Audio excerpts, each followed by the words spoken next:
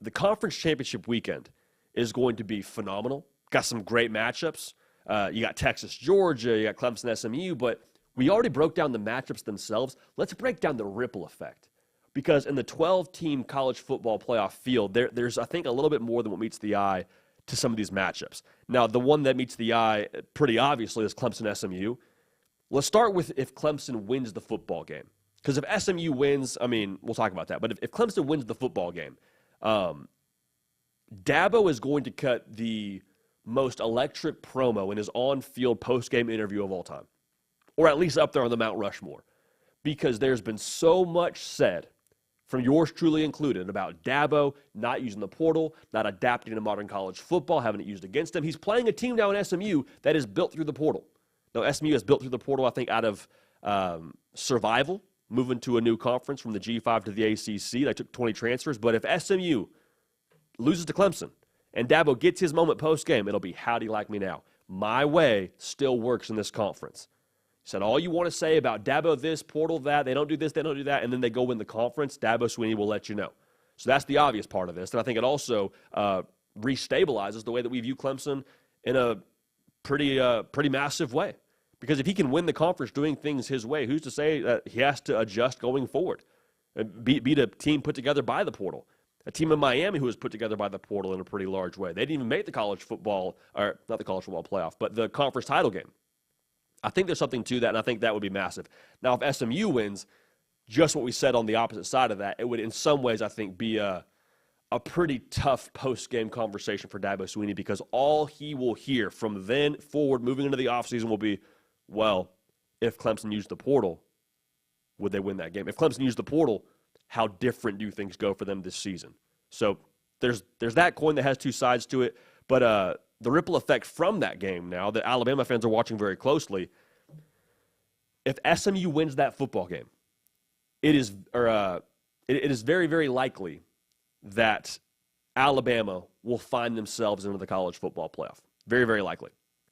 That would give life, I think, to all the excitement around Kalen DeBoer, and it would give a lot of life to just what he's done in a short time in Tuscaloosa.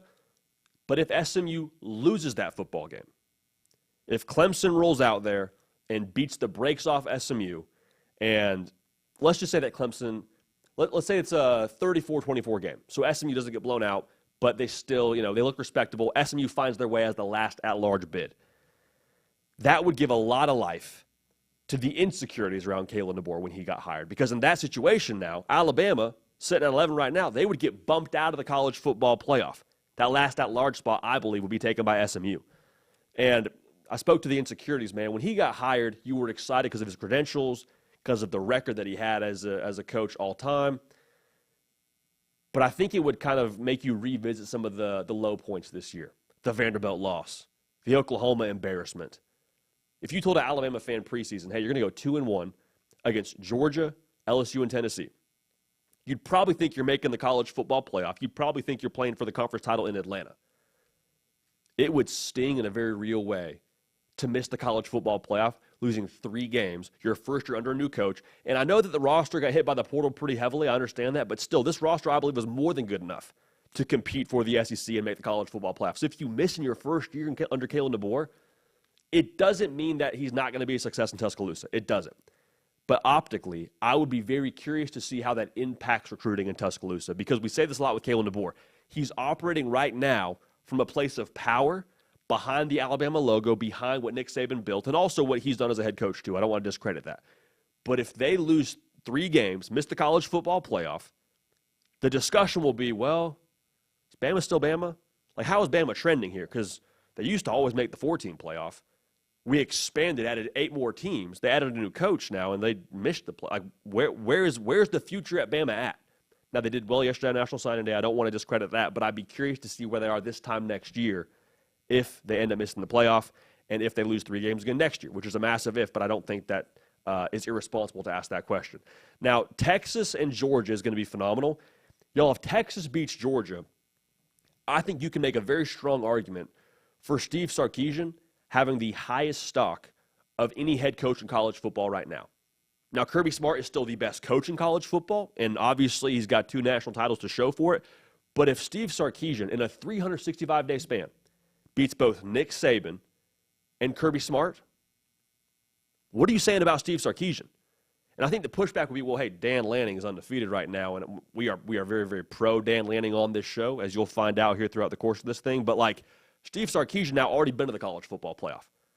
Steve Sarkisian already has a conference title to his name with the Big 12 logo on it. If they go win the SEC their first year in the conference, and you do it by beating the top coach in the sport, I said 365-day window. I guess it was right around a year-and-a-half window. You hear what I'm saying. If you go out and beat Kirby Smart and Nick Saban in a 2-season span, there's very, very few coaches, if any, that can say that. And so when we talk about Steve Sarkisian going forward now, when we get to media days next year in Atlanta, you're talking about Texas as the team you got to go through. You're talking about Sark as the coach you got to go through. And that's not that you're talking less about Kirby Smart or saying anything less of Georgia, but there is an understanding now.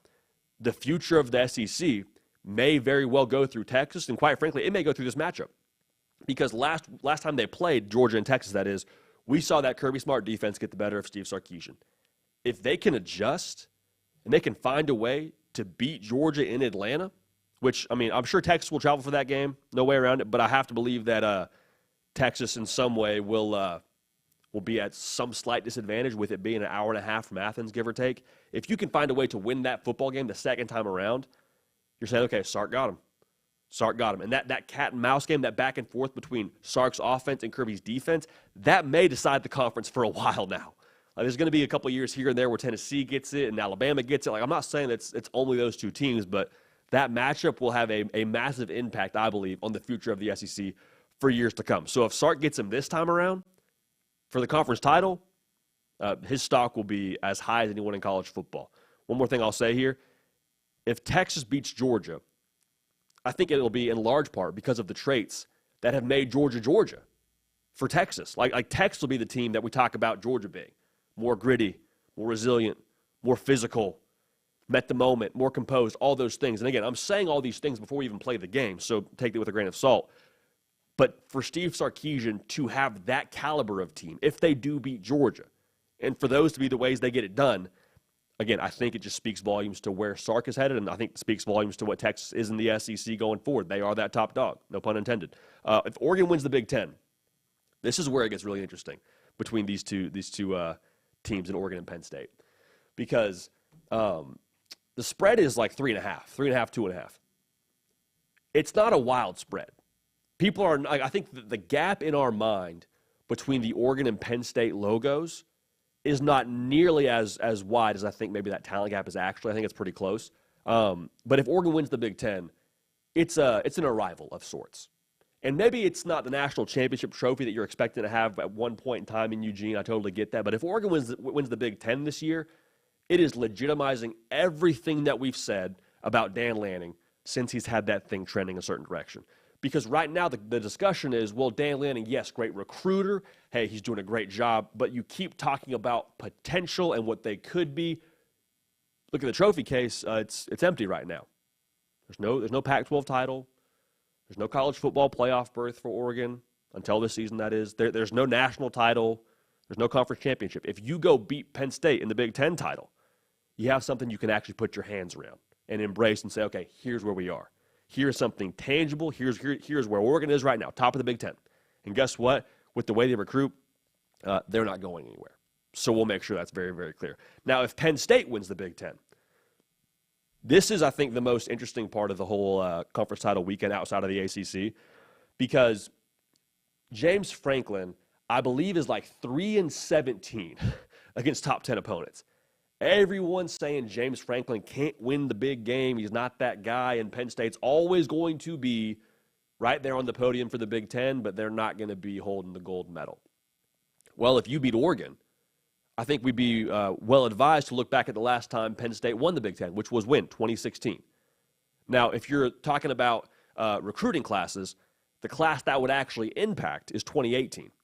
Well, Penn State, if you want to impact, your roster and go compete for Big Ten titles in the future, you got to have dudes to show for it. And that 2018 class that was coming after the 2016 Big Ten title for Penn State was top 5 in America. That'll do. That'll do.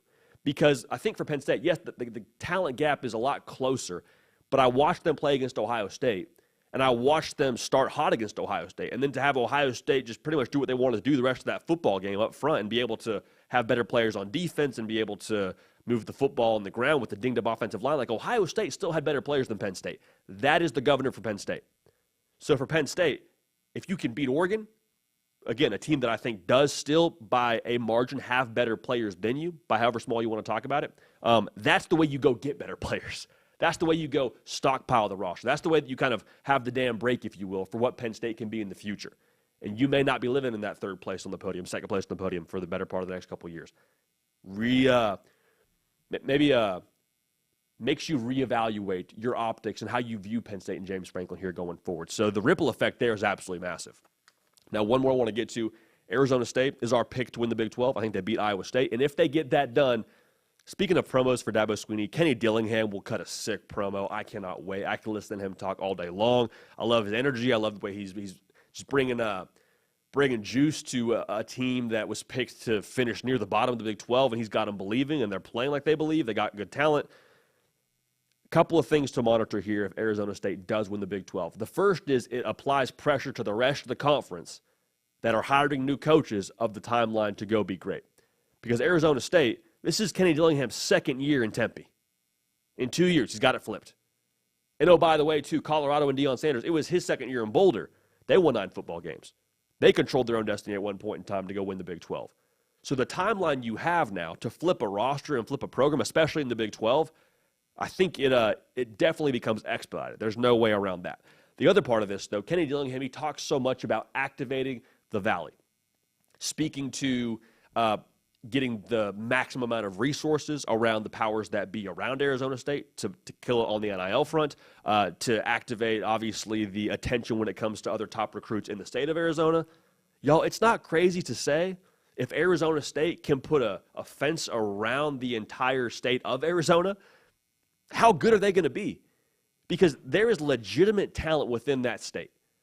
Like, to put a better description to it, what if all the top talent in Arizona stayed home and went to play for Kenny Dillingham?